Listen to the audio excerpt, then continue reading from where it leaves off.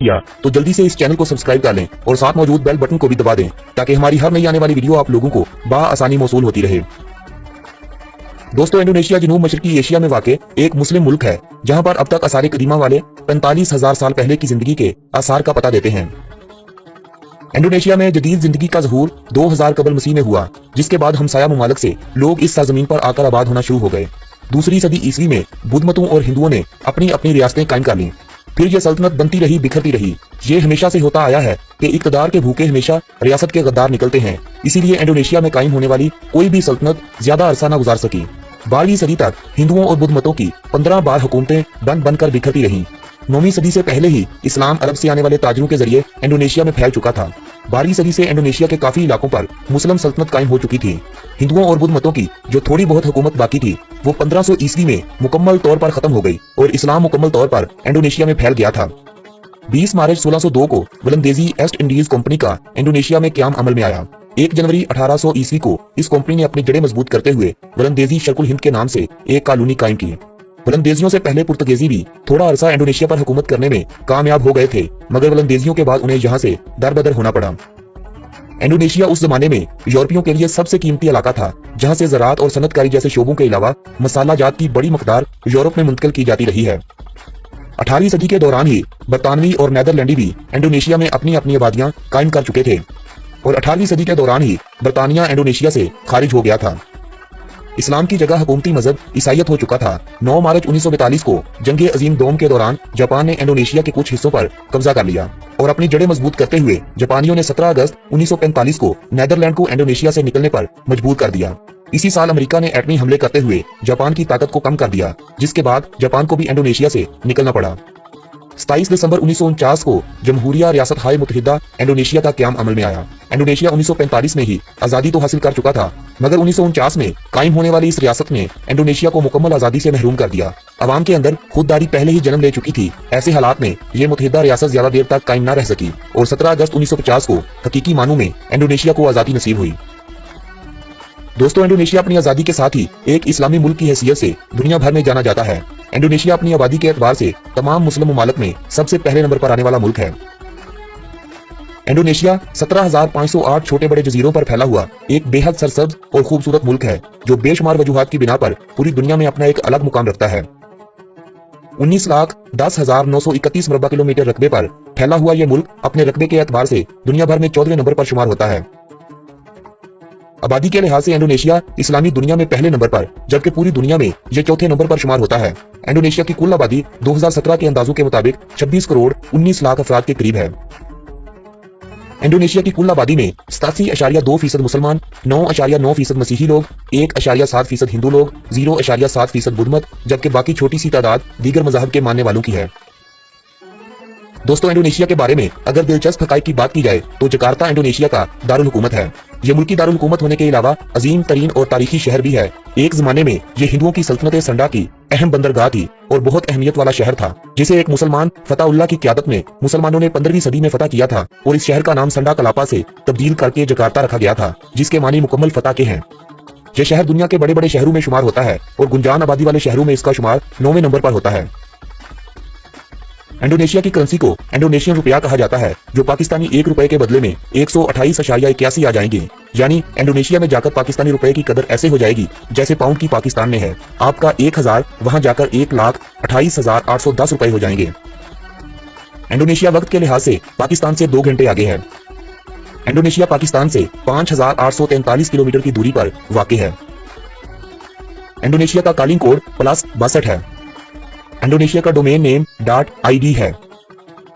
भाषा या भाषा इंडोनेशिया की कौमी और सरकारी जुबान है, जबकि अंग्रेजी जदीद और दूसरी जुबान के तौर पर भी इस्तेमाल की जाती है। इंडोनेशिया में बोली जाने वाली कुल जुबानों की तादाद 742 के लगभग है, जिनमें से संदा, चवाइंस, सासक, माले और मनहासा ज्यादा अहम और नुमाया जुबानें हैं।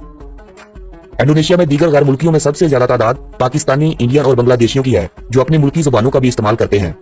जवान्स, मादोरेज, भटक और संदेज लोग यहाँ बसने वाली आबादी के बड़े अहम ग्रोह हैं, जबकि दीगर कई एक कबीले भी आबाद हैं। दुनिया का सबसे बड़ा फूल राफलेसिया भी इंडोनेशिया में पाया जाता है, जिसका वजन 7 किलोग्राम के करीब है। इंडोनेशिया में मिलने वाली कोमोडो ड्रैगन दुनिया की सबसे बड़ी छिपकली है, जिसका साइज 3 मीटर है। इंडोनेशिया के दारुल हुकूमत जकार्ता में वाक़ गलोरा बंग स्टेडियम दुनिया का दूसरा सबसे बड़ा स्टेडियम है, जहां पर एक वक्त में 1,20,800 अफराद मैच देख सकते हैं। 54,716 किलोमीटर की साहली पट्टी के साथ इंडोनेशिया कनाडा के बाद दुनिया भर में अपने साहल के एतबार से दूसरे नंबर पर आता है। एक वक्त तक इंडोनेशिया अपने रेड लाइट एरिया के हवाले से पहले नंबर पर माना जाता था, जहां पर एक वक्त में 2000 से ज्यादा औरतें जिनसी बदफेली के लिए दस्तयाब हुआ करती थी। मजहबी तंजीमों की तरफ से आवाज उठाए जाने के बाद इस मार्केट को 2014 में मुकम्मल तौर पर बंद कर दिया था। इंडोनेशिया में पोनकाक जिया के करीब वाक़े ग्रासबर्ग कान दुनिया में मौजूद सोने की सबसे बड़ी कान है और तांबे की यह तीसरी बड़ी कान है। वस्ती जावा में वाक़े बोरोबुदर मंदिर दुनिया में मौजूद बुद्ध मत के मानने वालों का सबसे बड़ा मंदिर है। दुनिया का दूसरा, तीसरा और छठा सबसे बड़ा जजीरा भी इंडोनेशिया में वाक़े है। दुनिया के बड़े बड़े जजायर में 13 बड़े जजायर इंडोनेशिया में आते हैं। गिनीज बुक वर्ल्ड रिकॉर्ड के मुताबिक दुनिया का सबसे बड़ा सांप 1912 में सलावेसी इंडोनेशिया से पकड़ा गया था, जिसका साइज 10 मीटर था। इंडोनेशिया का दारुल हुकूमत जकार्ता अपने रकबे के लिहाज से दुनिया का 13वां सबसे बड़ा शहर है। कुदरती तब्दीलियों से होने वाली सबसे ज्यादा अमवात इंडोनेशिया में 2004 में आने वाले त्सुनामी से हुई थी, जिनकी तादाद कुछ 2,30,000 अफराद के करीब बताई जाती है। इंडोनेशिया का झंडा बिल्कुल मोनाको के झंडे जैसा है, सिर्फ साइज में इंडोनेशिया का झंडा थोड़ा लंबा है। अलबत्ता पोलैंड का झंडा इंडोनेशिया के झंडे में साइज में तकरीबन बराबर है, बस इसमें फर्क यह है कि रेड कलर निचली जानब है। इंडोनेशिया का जजीरा जावा दुनिया का सबसे गुंजान आबाद जजीरा है। इस जजीरे पर इंडोनेशिया की तकरीबन निस्फ आबादी आबाद है। इंडोनेशिया अपनी मैशियत के हवाले से दुनिया भर में 7वें नंबर पर शुमार होता है। इंडोनेशिया की मैशियत में सोने, तांबे और ज़राअत के अलावा रबड़ की एक्सपोर्ट बहुत नुमायां है। रबड़ की एक्सपोर्ट के हवाले से यह दुनिया भर में दूसरे नंबर पर आता है। जाउन रैनो इंडोनेशिया का ही एक जानवर है जो इंडोनेशिया के अलावा आपको दुनिया के किसी भी मुल्क में देखने को नहीं मिलेगा। इनकी तादाद अब 50 के करीब रह चुकी है। अगर आप झीलों के पानी का रंग बदलता देखना चाहते हैं तो ये भी आपको इंडोनेशिया में ही देखने को मिलेंगी, क्योंकि इंडोनेशिया में आतिशफशा पहाड़ कैलुमोटू पर चढ़ने के बाद ये झीलें आपको नजर आएंगी जो गैसों के अखराज से अपना रंग सुर्ख, सब्ज, काला, नीला और हत्ता के कई रंगों में तब्दील कर लेती हैं। इंडोनेशिया में तकरीबन 147 आतिशफशा पहाड़ हैं। आपकी इत्तला के लिए मजीद बताता चलूं कि सिंगापुर का कौमी तराना भी एक इंडोनेशियन ने लिखा था, जिसका नाम जुबैर सईद था। इंडोनेशिया मुल्क के अंदर अंदर ही 3 टाइम जोन है, जबकि फ्रांस में टाइम जोन की तादाद 12 है। इंडोनेशिया जनूब मशरकी एशिया में सबसे बड़ी मईशत है। गारोडा इंडोनेशिया का कौमी परिंदा है। इंडोनेशिया का मुकम्मल नाम रिपब्लिक ऑफ इंडोनेशिया है। इंडोनेशिया अपने Komodo dragon, beaches, tigers, music और कदीम अमाजगाहों की वजह से सियाहों की तवज्जो का मरकज बना हुआ है, जिसे देखने 2016 में 1,20,00,000 से ज्यादा अफराद ने इंडोनेशिया का विजिट किया था।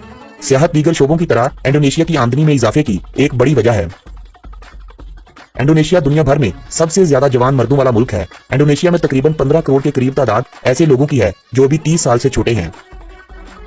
इंडोनेशिया दुनिया में छोटे कद के लोगों के हवाले से पहले नंबर पर आता है, जबकि दुनिया में लंबे कद के लोगों के लिहाज से पहला नंबर नीदरलैंड का है। 2011 की एक रिपोर्ट के मुताबिक इंडोनेशिया में तकरीबन 3 लाख से ज्यादा जानवर और परिंदे पाए जाते हैं, जो पूरी दुनिया के जानवरों और परिंदों की तादाद का 15% बनते हैं, जबकि दुनिया की 45% मछलियां इंडोनेशिया के पानियों में रहती हैं। इंडोनेशिया पाम ऑयल की पैदावार के हवाले से दुनिया में पहले नंबर पर आता है और पूरी दुनिया का 50% पाम ऑयल इंडोनेशिया से एक्सपोर्ट किया जाता है। इंडोनेशिया के खानों में चाइनीज, इंडियन, पाकिस्तानी, मशरक़े वुस्ता और यूरोपियों के खाने शामिल हैं। ब्राजील के बाद दुनिया का सबसे बड़ा जंगल भी इंडोनेशिया में पाया जाता है, जहां आज भी कुछ तादाद में जंगली कबीले आबाद हैं जिनका जदीद जिंदगी के लोगों से कोई वास्ता नहीं है।